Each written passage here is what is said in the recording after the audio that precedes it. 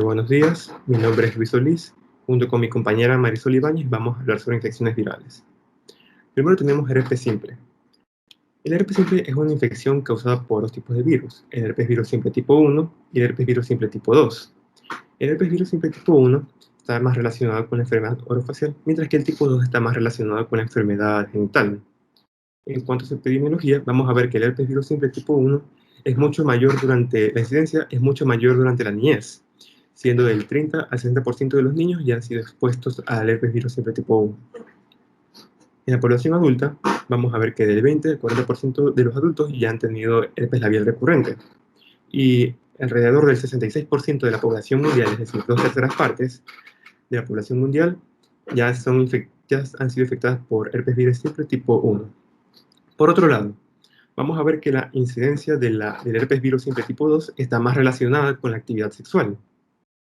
Y vamos a ver que la frecuencia de adquisición del herpes virus simple tipo 2 es más alta en mujeres que en hombres, como el resto de otras enfermedades de transmisión sexual. La infección asintomática por herpes virus simple tipo 2 es más común en hombres y en personas seropositivas para herpes virus simple tipo 1. Esto sugiere que la infección previa por herpes virus simple tipo 1 reduce la probabilidad de experimentar una infección sintomática por herpes virus simple tipo 2.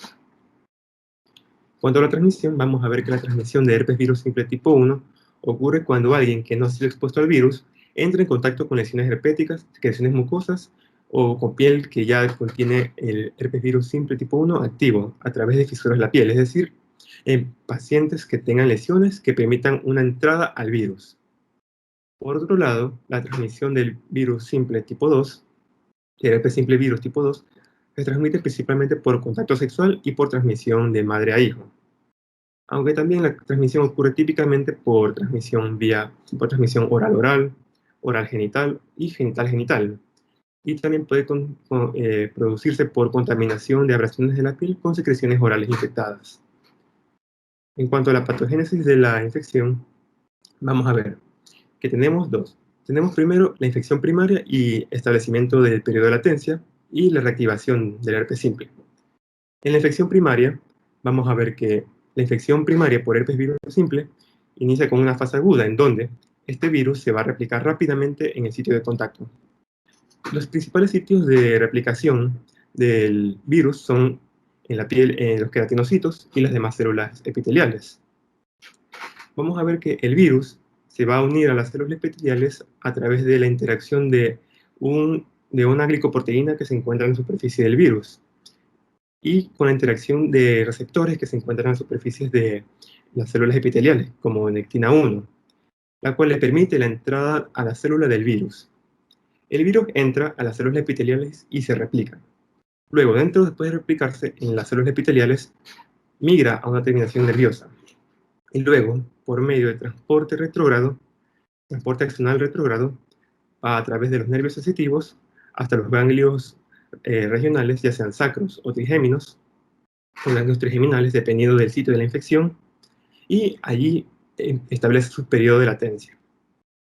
Luego, ya sea por diversos estímulos, como un estado de inmunosupresión o un estado de estrés emocional o fisiológico, este virus, de su estado de latencia, puede reactivarse, en donde pasa de estar de su estado de latencia a una replicación activa dentro de los ganglios, ya sea trigeminales o ganglios sacros.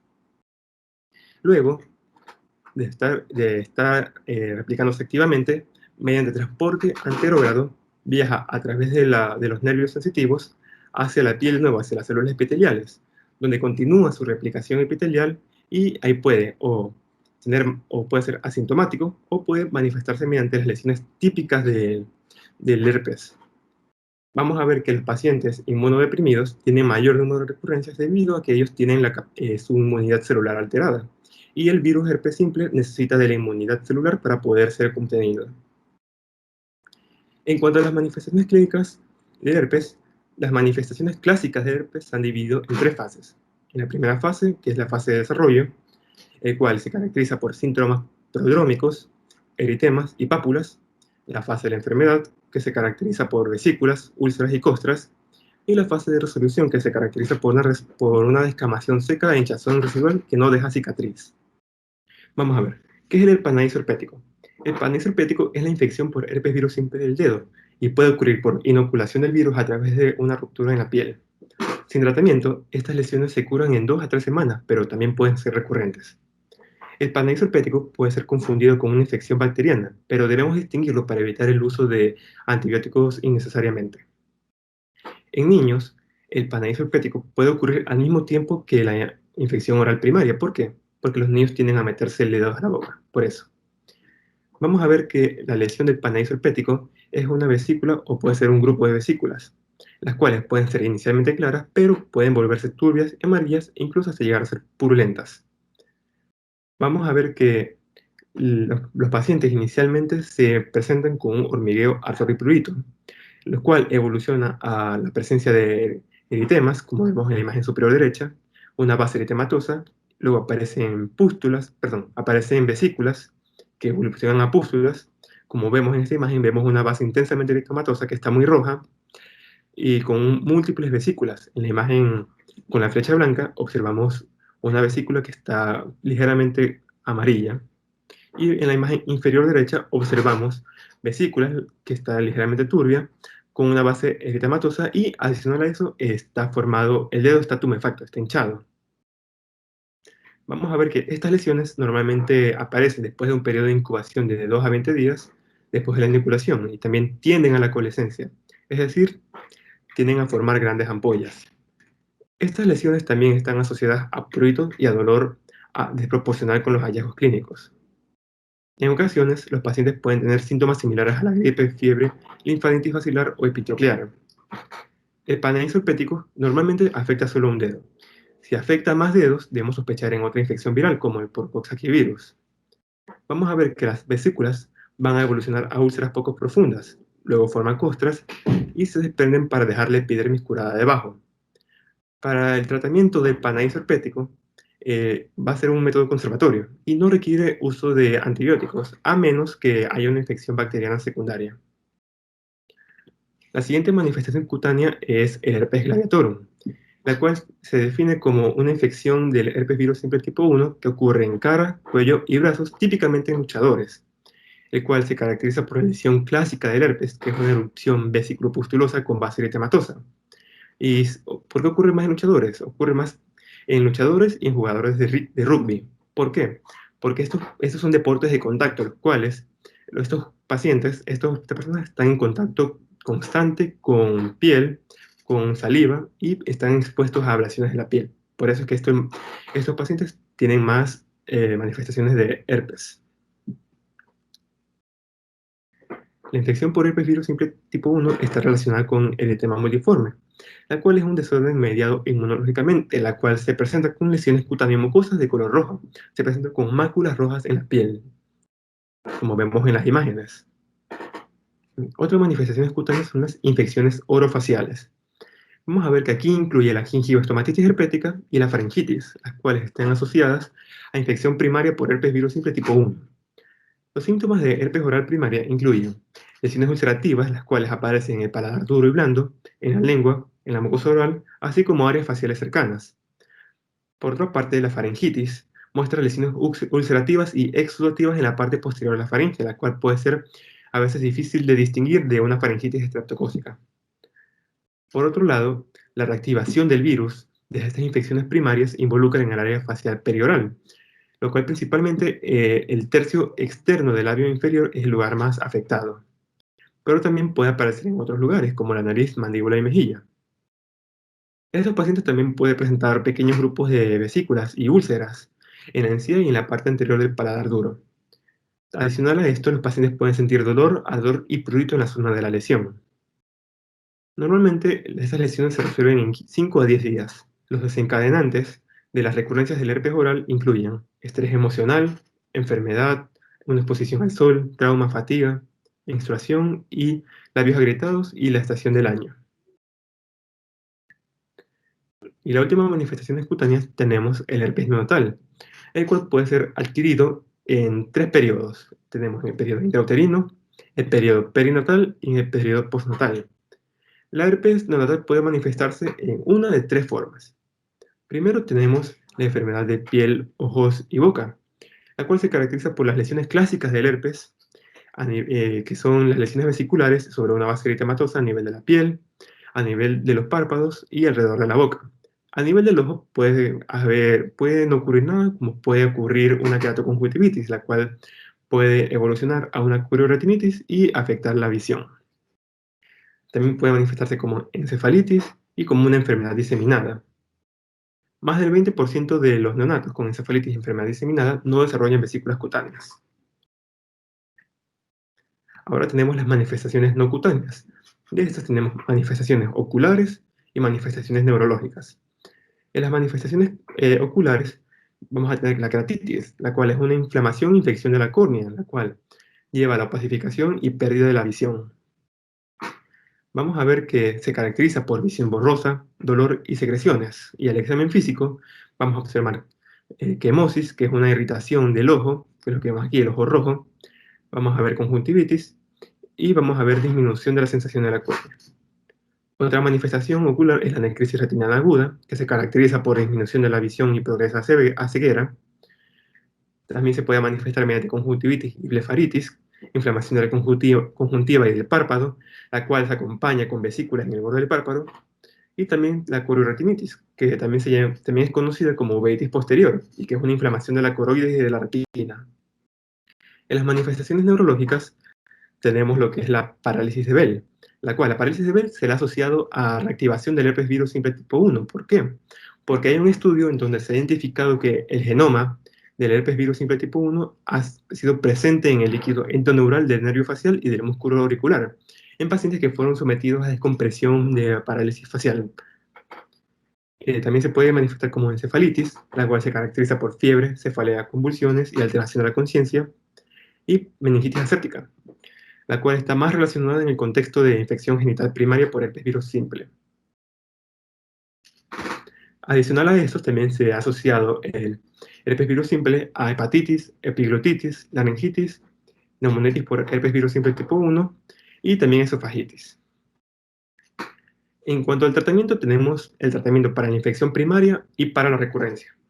En la infección primaria, vamos a ver que debemos dar la terapia antiviral a pacientes que tengan evidencia de gingivoestomatitis primaria que se presenten dentro de las primeras 72 horas posteriores al inicio de los síntomas. Sin embargo, se recomienda también ofrecer terapia antiviral si los pacientes presentan estas lesiones después de este periodo del tiempo.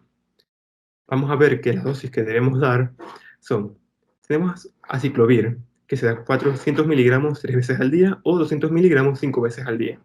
El fanciclovir, que es 250 miligramos 3 veces al día o 500 miligramos 200 veces al día.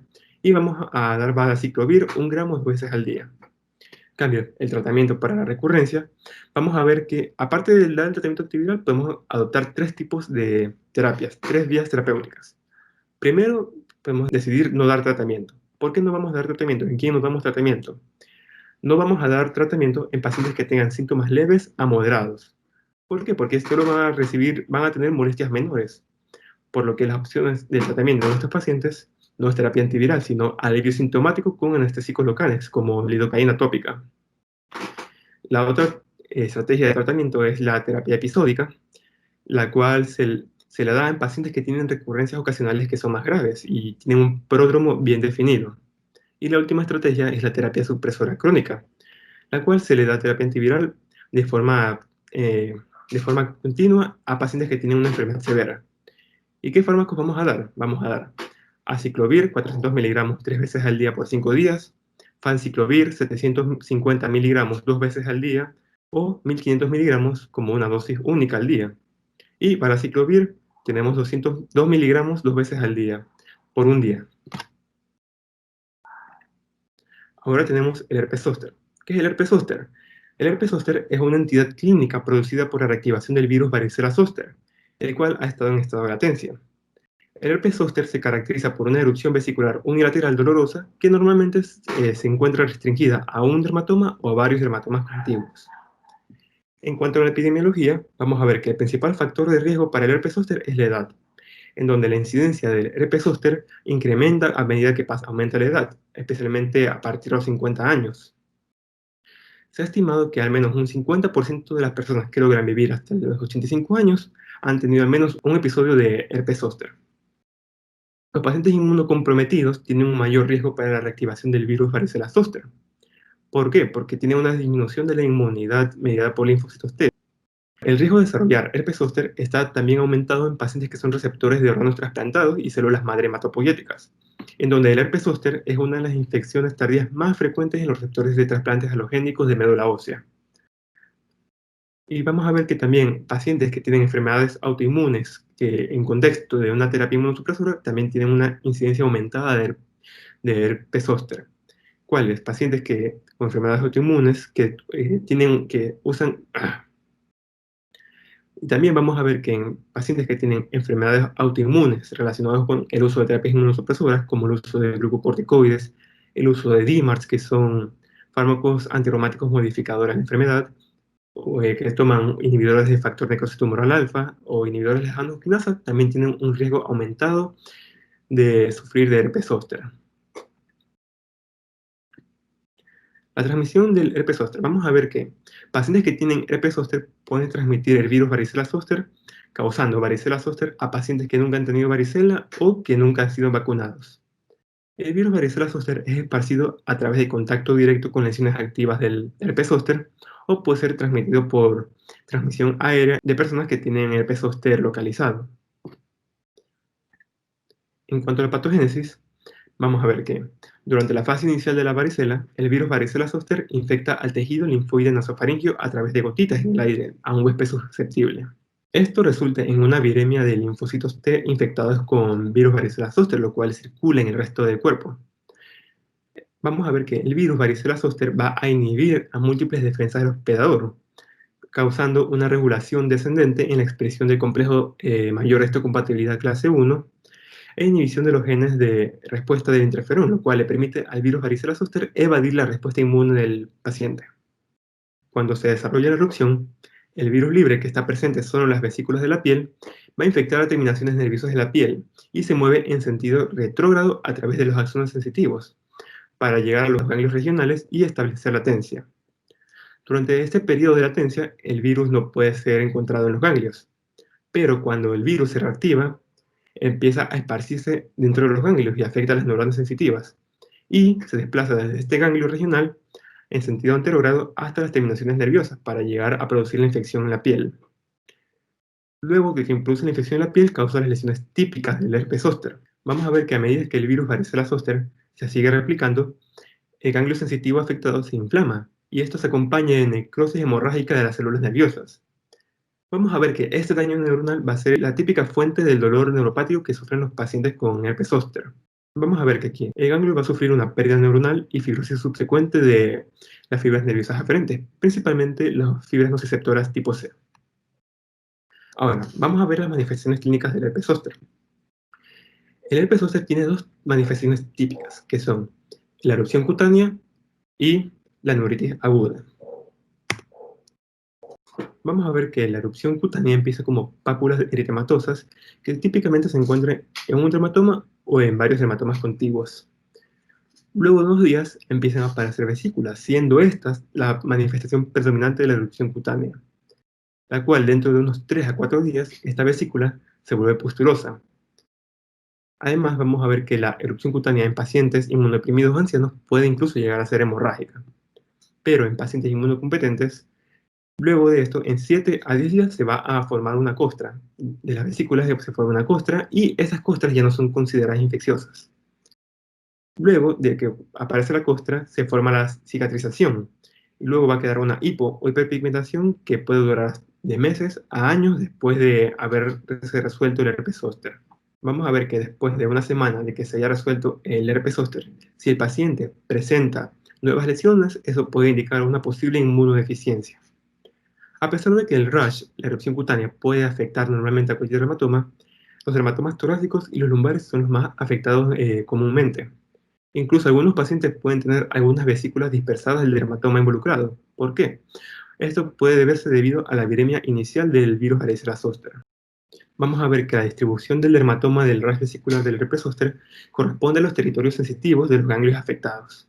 Como vemos en la imagen, observamos diversas vesículas, grupos de vesículas sobre una base eritematosa, la cual está distribuida en territorios de dermatomas torácicos. El síntoma más común del herpes zóster es el dolor, en donde los pacientes lo describen como una sensación quemante, palpitante o punzante. Vamos a ver que la neuritis aguda no debe ser confundida con la neuralgia postherpética. Algunos pacientes pueden manifestar manifestaciones prodrómicas incluso antes del desarrollo de la erupción en el dermatoma afectado. Vamos a ver ahora las complicaciones del herpes zóster. Una de las complicaciones es la neuralgia postherpética, la cual se define como la persistencia del dolor 90 días después del inicio de la erupción. Otros síntomas sensitivos incluyen el entumecimiento, disestesia, prurito y alodinia en el dermatoma afectado. Otra complicación es el herpes zóster oftálmico, la cual se define como la afectación de la rama oftálmica del nervio trigémino.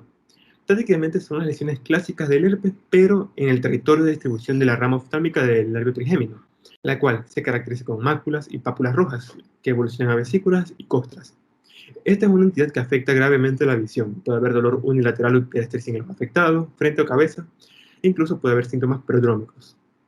Otra complicación que tenemos es la necrosis retiniana aguda, la cual se caracteriza por iridociclitis, vitritis, retinitis necrotizante y vasculitis oclusiva retiniana con pérdida de la visión y desprendimiento de la retina, el cual el síntoma característico de la necrosis retiniana aguda es la visión borrosa y dolor en el ojo afectado.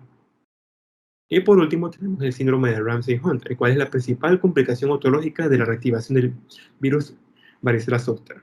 Vamos a ver que este síndrome se caracteriza por la triada de parálisis facial ipsilateral, dolor de oído y la aparición de vesículas en el canal auditivo o en la oreja.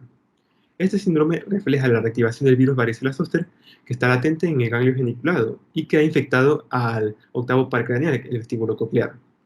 Otras complicaciones neurológicas que tenemos del herpes zóster son la meningitis aséptica, encefalitis, la cual se manifiesta con delirium y puede aparecer erupción vesicular. Ocurre más comúnmente en inmunodeprimidos y el principal factor de riesgo para la encefalitis es la afectación de dermatomas craneales o cervicales. Otra complicación que tenemos es la neuropatía motora periférica, la cual es una debilidad motora muscular que ocurre como resultado de la diseminación del virus varicela zoster desde el ganglio de la raíz dorsal hasta la raíz anterior de la médula espinal. Tenemos la mielitis, que ocurre cuando se involucran dermatomas torácicos, el síndrome de Guillain-Barré, síndromes de apoplejía, las cuales son secundarias a una infección de las arterias cerebrales. Y también podemos tener eh, infecciones bacterianas, las cuales infecciones bacterianas secundarias con estafilococos y estreptococos. En cuanto al tratamiento, vamos a ver que tenemos dos regímenes de tratamiento. Primero tenemos la terapia antiviral, la cual se utiliza para la curación de las lesiones cutáneas del herpes y para disminuir la intensidad de la neuritis aguda. Y la otra terapia que tenemos es la terapia analgésica, la cual se usa para el tratamiento sintomático de la neuritis aguda en pacientes que tienen neuritis aguda moderada a grave. En cuanto a la terapia antiviral, los agentes que tenemos disponibles son aciclovir 800 miligramos 5 veces al día por 7 días, famciclovir 500 miligramos 3 veces al día por 7 días, valaciclovir 1 gramo 3 veces al día por 7 días, y la terapia analgésica para pacientes que tienen un dolor leve por la neuritis aguda, usamos AINES, que son los fármacos antiinflamatorios no esteroides, y acetaminofén, que es el paracetamol. Para pacientes que tienen dolor moderado a severo, el cual perturba el sueño, podemos usar opiáceos de acción corta y prednisona, ya que los AINES y el acetaminofén no va a hacer mucho efecto en estos casos.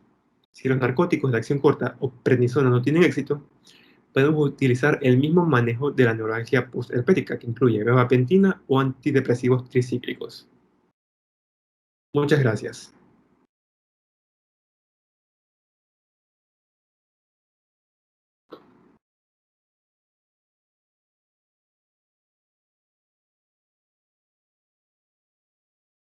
Ok, tenemos que el herpes genital es una enfermedad de transmisión sexual muy común que puede contraer cualquier persona sexualmente activa.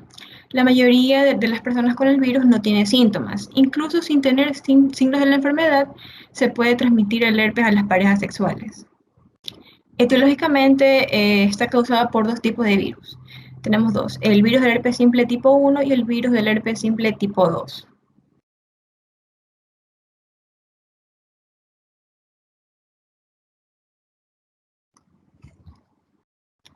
Ok, tenemos que epidemiológicamente el herpes genital provocado por el virus herpes simple tipo 2 es un problema mundial.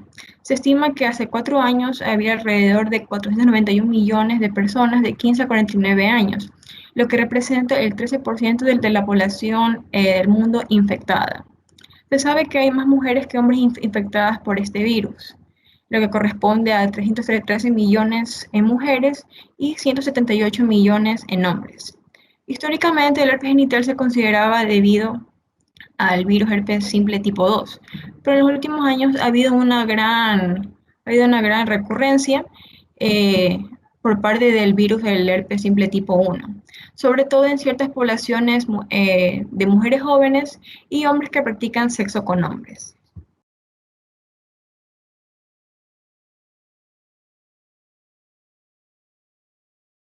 Okay. En cuanto a su patogenia, tenemos que este virus, tras su absorción y penetración, pierde la envoltura y se incorpora a las proteínas del núcleo celular y comienza a codificar la síntesis de enzimas replicadoras y el ARN mensajero.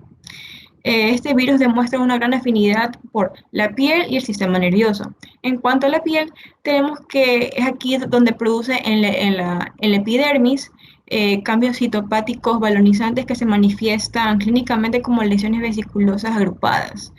Y en el caso tenemos que permaneciendo en las células ganglionares o también denominadas células de Schwann, están ahí de forma latente como episoma circular y puede reactivarse posteriormente y producir recidivas.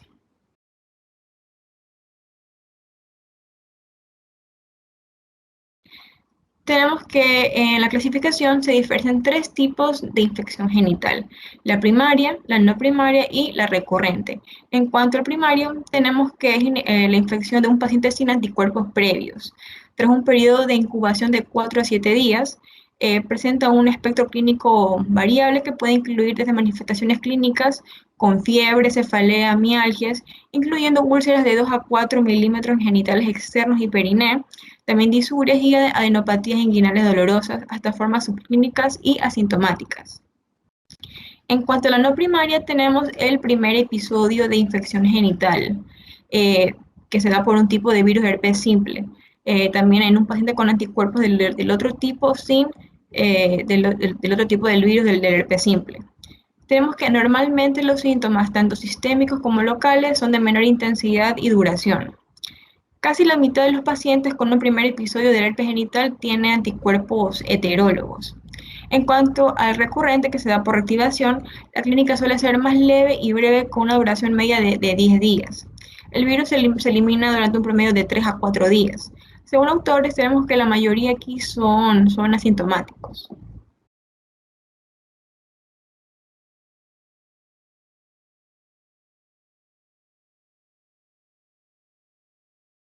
Ok, en cuanto a las manifestaciones clínicas, tenemos que se puede dar de diversas formas. Esta cursa con una fiebre alta, malestar general, lesiones vesiculosas en los genitales, lo cual evoluciona con rapidez a pequeñas úlceras dolorosas, acompañándolas con adenopatías inguinales. Tenemos que la fiebre suele remitir de 2 a 3 días. Y como había recalcado, estas lesiones son muy dolorosas y tiene una gran tendencia a las recidivas. Tenemos que en las mujeres aquí afecta en la vulva, cuello uterino y en la vagina. Aunque a veces en las mujeres a veces no es posible observar las vesículas agrupadas que constituyen su manifestación clínica típica, debiendo sospecharse si existe dolor, prurito, leucorrea o disuria, dependiendo en la zona donde siente en la región genitovulvar.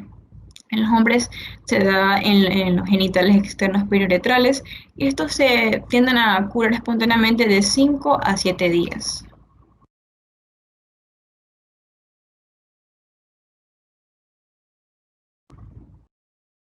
En cuanto a su histopatología, tenemos que muestra una ampolla intraepidérmica con grados variables de necrosis epitelial.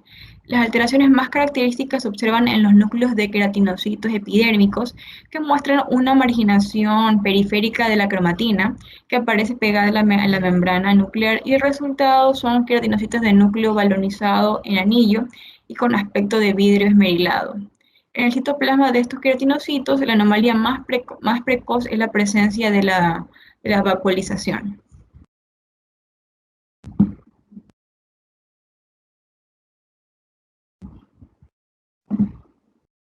Ok. En cuanto al diagnóstico, se basa en la mayoría de los casos la historia clínica. El paciente suele referir síntomas generales como astenia, dolor y estrés. En cuanto a la exploración física, se da esto para encontrar las típicas vesículas agrupadas. En caso de duda, se procede a un estudio citológico del contenido de las vesículas por medio del test de sangre, que es fácil de realizar y para nada traumático. También se da el estudio mediante, el estudio mediante PCR y detección de anticuerpos circulantes. Tenemos que la evaluación suele efectuarse en una muestra de líquido de la base de una vesícula o de una lesión ulcerosa, la cual es si es que es reciente, si es que se encuentra alguna. La ausencia de este virus en el cultivo, especialmente en pacientes sin lesiones activas, no descarta la infección por este virus porque la diseminación viral es intermitente. Además, el cultivo tiene una sensibilidad limitada, pero en cambio la PCR es más sensible y se utiliza cada vez más con mayor frecuencia. En cuanto a la inmunofluorescencia directa con anticuerpos monoclonales marcados con fluoresceína, a veces está disponible específica pero no sensible.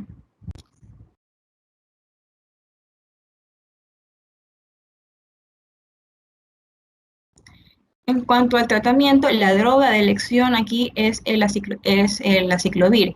Normalmente es de 200 miligramos por vía oral, pero también otra alternativa sería el valaciclovir y el famciclovir. En caso de haber, en caso de haber 6 o más recidivas, se procede al aciclovir oral de 200 miligramos cada 8 horas por un año, o también el aciclovir oral de 400 miligramos cada 12 horas por un año. En caso de erupciones frecuentes, las cuales se dan más de 6 erupciones al año, se puede utilizar la terapia antiviral supresora, ya sea con el aciclovir, valaciclovir y famciclovir. También las dosis deben ajustarse en aquellos pacientes con insuficiencia renal.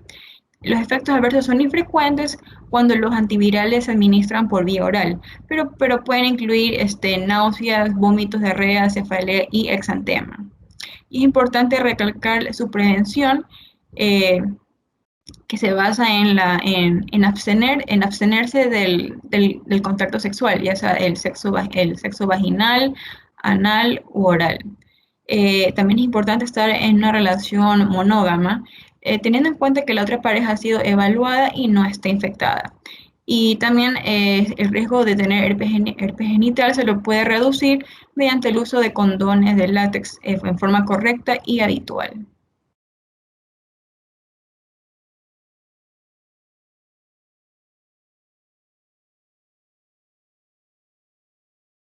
Bueno, ahora procederé a hablar de la varicela.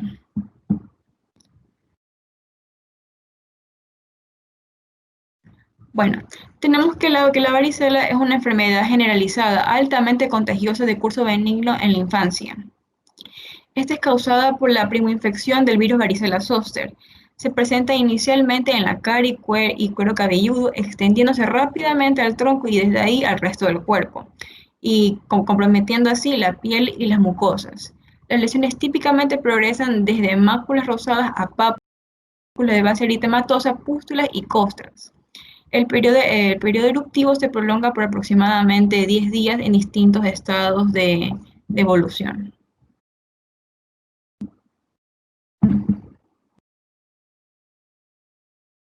Bueno, tenemos que la edad de infección primaria, en casos de que no ha sido vacunadas, el 90% de los casos ocurren en niños menores de 10 años y en menos del 5% en personas mayores de 15 años. En caso de haber inmunización, la incidencia se reduce totalmente. En cuanto a las vías de transmisión, se da por vías de gotas aerotransportadas y contacto directo.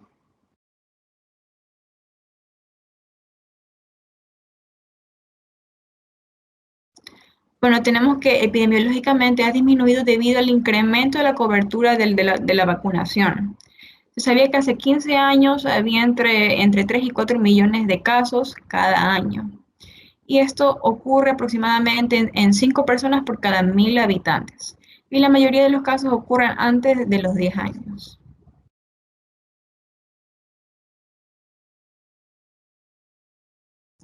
En cuanto a su fisiopatología, bueno, tenemos que este virus entra a través de la mucosa del tracto respiratorio, en la parte superior y la orofaringe, seguido de la replicación local que da paso a a la viremia primaria, y luego a la replicación en las células del sistema retículo endotelial, dando paso a la viremia secundaria, la cual hace que este viaje hacia a la piel y mucosas, y este se pueda manifestar en forma de exantemas y vesículas. Y tenemos que en cuanto a los síntomas prodrómicos, pueden aparecer inicialmente en el dermatoma del trigémino, cervical, el torácico, lumbar o sacro.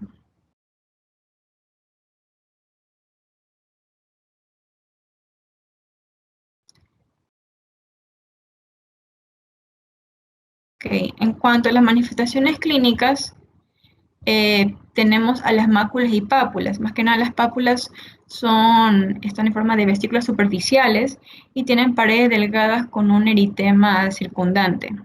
En cuanto a las vesículas, son aquellas que forman pústulas y lesiones encostradas y tienen un periodo de 8 a 12 horas. En cuanto a las erosiones encostradas, son aquellas que sanan de 1 a 3 semanas y dejando una base rosada algo deprimida.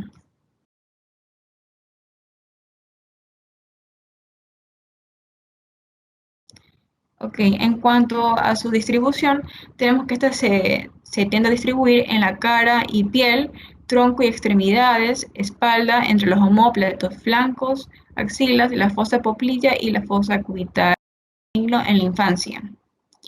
Esta es causada por la primoinfección.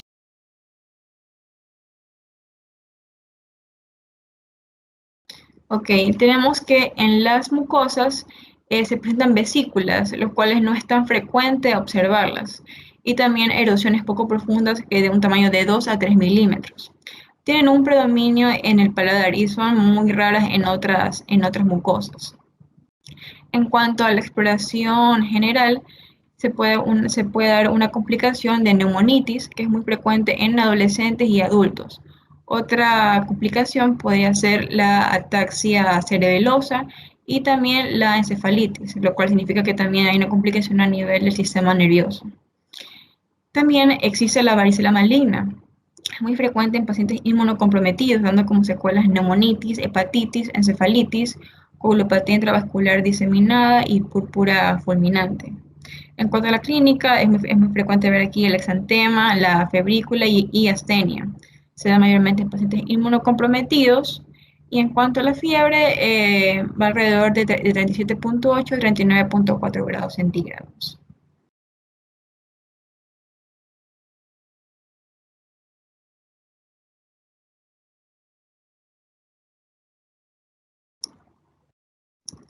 Ok. En cuanto a la histopatología, se han descrito hallazgos de vasculitis leucocitoclástica en la parte de la dermis superficial subyacente a las vesículas. También se han encontrado linfocitos atípicos en el infiltrado. Se sabe que en un estudio histopatológico reciente se ha descrito que se puede observar un intenso infiltrado linfocitario simulando un linfoma cutáneo.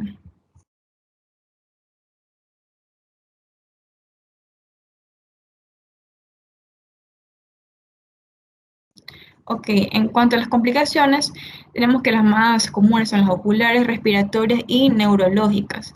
Tenemos que en cuanto a las oculares, tenemos la uveitis anterior, keratitis y la necrosis retiniana aguda. Las respiratorias, tenemos la neumonía de 1 a 6 días después del exantema.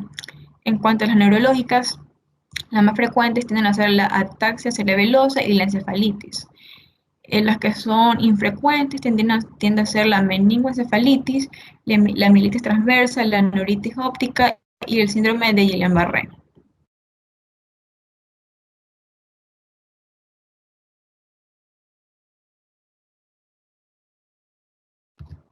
Ok, en cuanto al diagnóstico, tenemos que se puede dar por una evaluación clínica.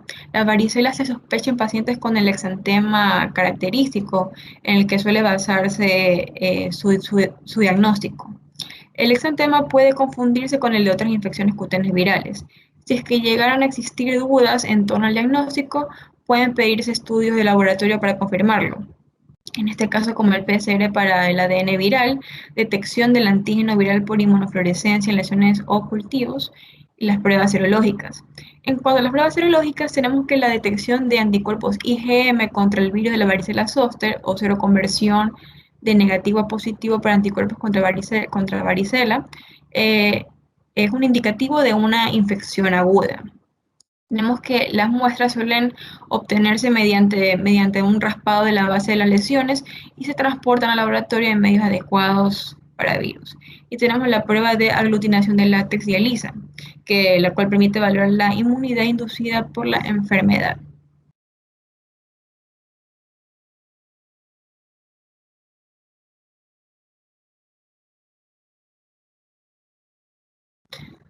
Ok, en cuanto al tratamiento, es importante recalcar que los pacientes que han sido vacunados, esta vacuna muestra un 80% de efectividad en la prevención,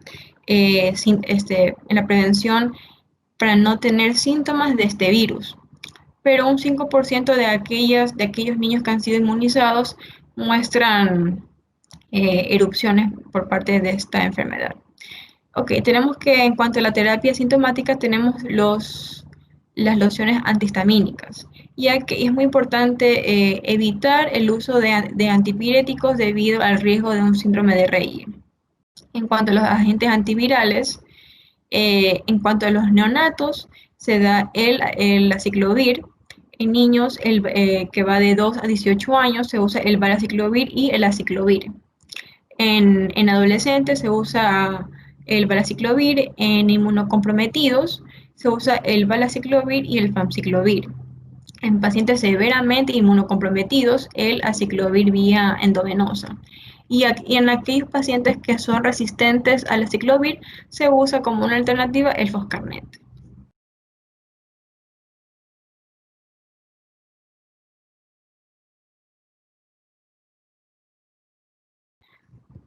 Ok, en cuanto a la prevención, eh, hay 3 vacunas virus vivos atenuados disponibles, las cuales es la vacuna contra la varicela, vacuna combinada para sarampión, parotiditis, rubiola y varicela y la vacuna contra el herpes zóster.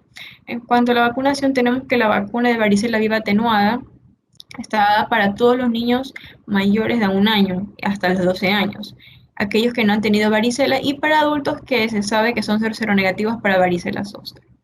Se recomiendan aquí 2 dosis para todos los niños. La primera se debe dar a los 12 a 15 meses y la segunda a los 4 a 6 años de edad. Las personas que son seronegativas para el varicela zoster, aquellos que son mayores de 13 años, deben recibir 2 dosis de la vacuna con al menos un mes de diferencia. Sabe que está indicada en personas mayores de 50 años inmunocompetentes. Y también se recomienda la vacunación de los trabajadores de la salud que no tienen la evidencia de inmunidad contra la varicela, ya que sabemos que los trabajadores de salud son muy susceptibles, que hayan estado expuestos a la varicela, por lo tanto se deben vacunar lo antes posible y mantenerse fuera de servicio durante 21 días.